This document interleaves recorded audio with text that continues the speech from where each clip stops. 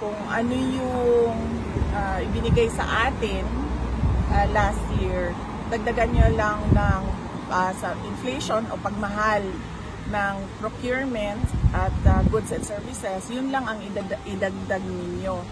So, hindi na kami humingi ng tulad nung dati kung saan optimal yung operations ng Disaster Operations Center ng Office of the Vice President. Kasi alam naman namin na hindi siya ibibigay. So, parang ayaw ko na pupunta yung mga officials ng Office of the Vice President, punta sila sa House of Representatives, tapos sasabihin sa kanila na hindi namin yan ibibigay sa'yo. Ayaw kong napapahiya yung mga kasama ko at ayaw kong napapahiya yung institution. Madam, congratulations po sa disaster response ng PPP. Napakaganda, positive po yung mga comments ng netizen patungkol po sa inyong disaster response. Paano nyo po ba uutusan yung Office of the Vice President pagdating dito samantalang matagal na po kayo nandito, ma'am?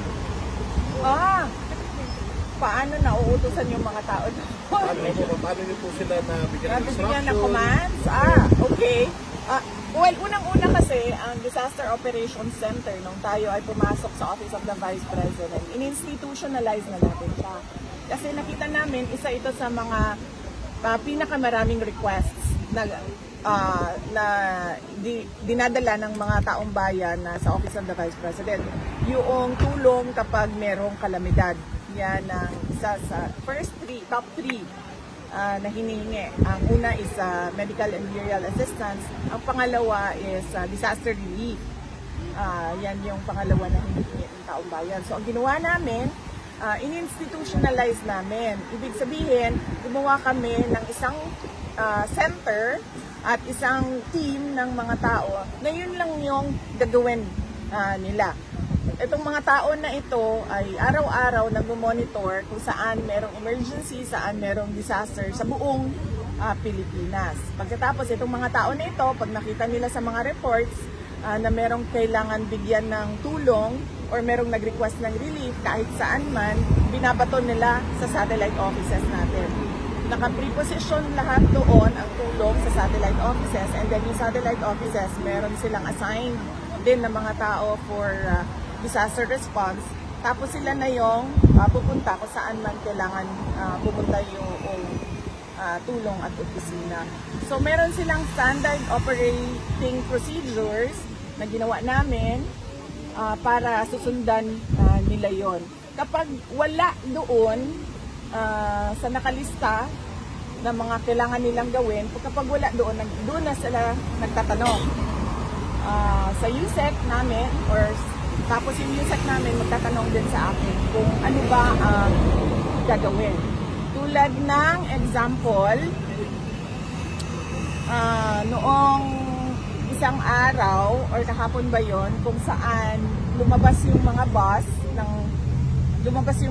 na tumulong sa mga na-stranded sa mga ruta nila.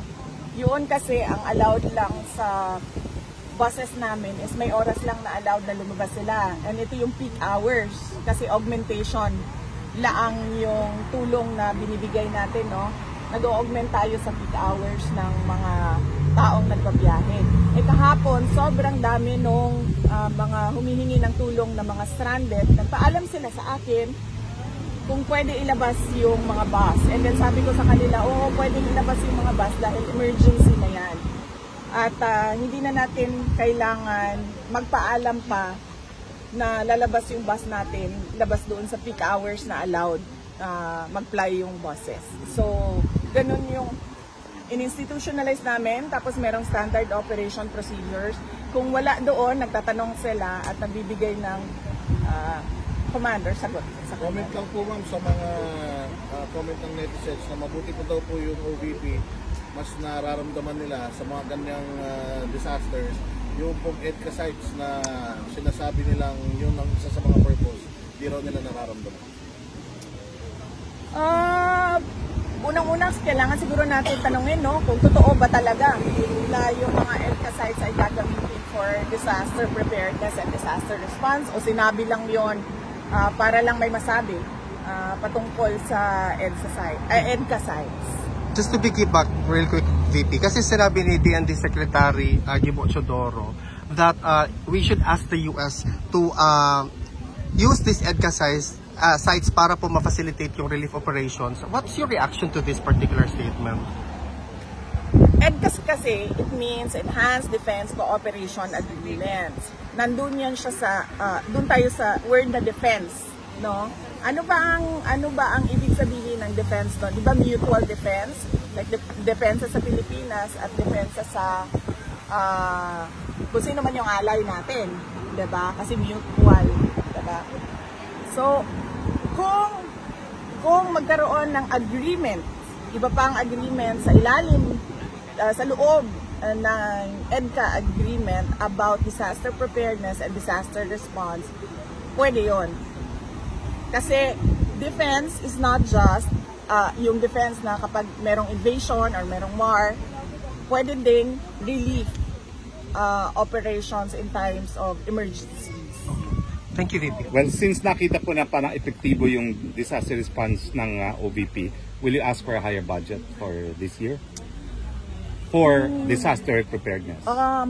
Kasi sabi ko sa mga kasamahan namin sa Office of the Vice President, kung ano yung ibinigay sa atin last year, dagdagan nyo lang ng sa inflation o pagmahal ng procurement at goods and services, yun lang ang idagdag ninyo. So, hindi na kami humingi ng tulad nung dati kung saan optimal yung operations ng Disaster Operations Center ng Office of the Vice President. Kasi alam naman namin na hindi siya ibibigay. So parang ayaw ko na pupunta yung mga officials ng Office of the Vice President, punta sila sa House of Representatives, tapos sasabihin sa kanila na hindi namin yan ibibigay sa'yo. Ayaw kong napapahiya yung mga kasama ko at ayaw kong napapahiya yung institusyon. Thank you. Now, VP has an appointment at 4:10, no? So, unless last question, tapos yung mga first-timers, pagbigyan natin sa pictures, pwede pa ba, VP? Miski konting panahon lang. Go. Mensahe po sa mga patuloy po ng mga supporters ni Tatay Digong na nandito po mundo, bring him home. Tapos mga kababayan natin. Yes, opo. Unahin ko na muna yun sa mga kababayan natin. No? Sa mga kababayan namin, ang Office of the Vice President, kung ano man yung makakaya ng Disaster Operations Center namin, ay gagawin namin lahat para sa disaster response. Dalawa po yung nandyan sa loob ng center namin. Unang-una is yung mga kalusugan trucks namin. Nagdadala sila ng hot meals sa mga responders. Pangalawa, meron kaming relief, no? Relief, food and non-food. Yung relief na pwedeng maibigay ng Office of the Vice President.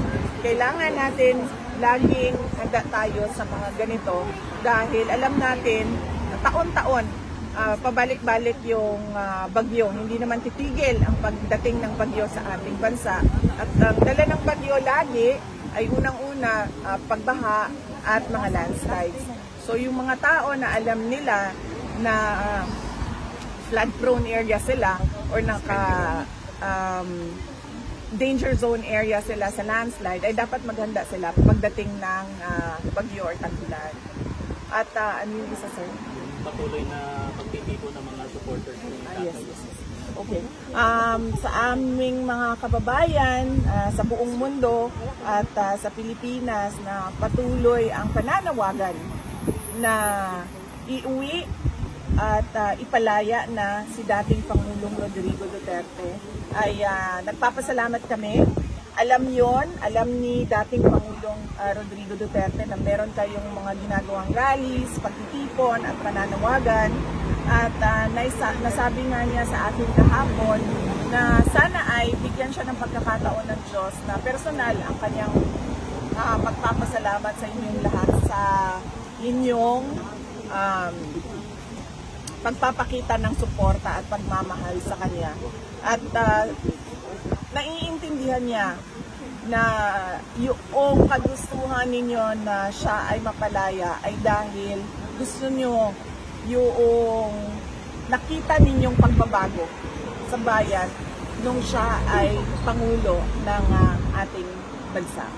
At kaming mga pamilya, lalong-lalo na ako dahil ngayon ay umiikot ako sa Filipino communities abroad na nag-iimbita para makapagsalita ako at mapaintindi ko sa kanila kung ano nangyayari sa ating Pangulong Rodrigo Duterte. Nagpapasalamat din ako dahil ang Filipino communities natin, sila yung gumagastos ng mga events at ng mga program natin at ang laking tulong at nagpapasalamat kami dahil napapaabot ko sa buong mundo yung ipinaglalaban natin na isang Pilipino na nakakulong sa The Hague, Netherlands dahil kinuha siya ng gobyerno ng Pilipinas. Sa pilitang kinuha at hinatid dito. Maraming salamat, VP. Totoo bang nilabas si PRD kahapon sa ICC facility? Hindi, alam ko yung sagot pero hindi ako makakomment kasi hindi ko alam kung allowed siya sa... Thank you, VP. Hindi ko alam kung allowed siya sa ating level. Ang pinakamaayos siguro ay tanungin natin yung lawyer ni ni dating Pangulong Duterte, si Attorney Nicolas Kaufman. Thank you, VP. Okay, so dito po ang pila.